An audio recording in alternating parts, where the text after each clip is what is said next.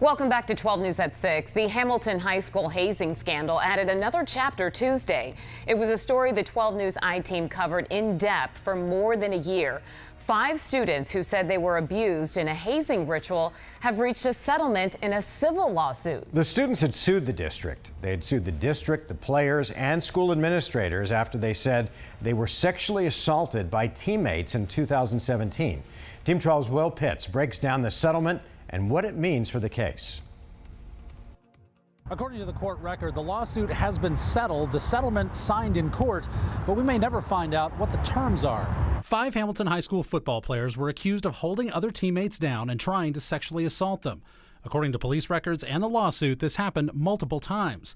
And the lawsuit, which named players, coaches, administrators, their families, and the school district, accused an assistant coach on the team of witnessing at least one attack and walking away without stopping it. One student, Nathaniel Thomas, is still facing adult charges after the investigation.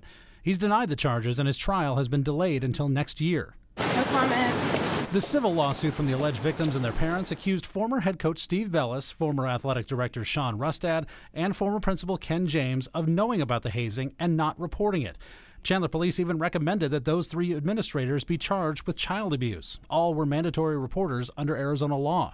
But former county attorney Bill Montgomery decided not to file charges, saying there were not enough victims. Due to the lack of cooperation from players with firsthand information needed to corroborate allegations detailed through the Chandler Police Department investigation. At the time, all the defendants in the civil case were underage and listed as John Does. All are now over 18, and court documents show 2 of them are attending college out of state, 1 enlisted in the Marine Corps.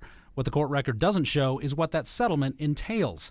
The settlement was signed in federal court, but the terms were not filed in the record. Attorney Bob Sewell, who was not involved in the case, says we may never find out what happened. There's nothing to require these 2 private parties to explain what that settlement is to the public. They could just simply end the dispute. The Chandler School District was also named in the lawsuit. We may find out if the district paid any money, but only if they have to approve it in a board meeting. If this insurance company had the authority to settle, then that private insurance company would not be required necessarily to provide the information to the public. The school district and every lawyer involved in the case either declined to comment or never responded to requests. William Pitts, 12 News.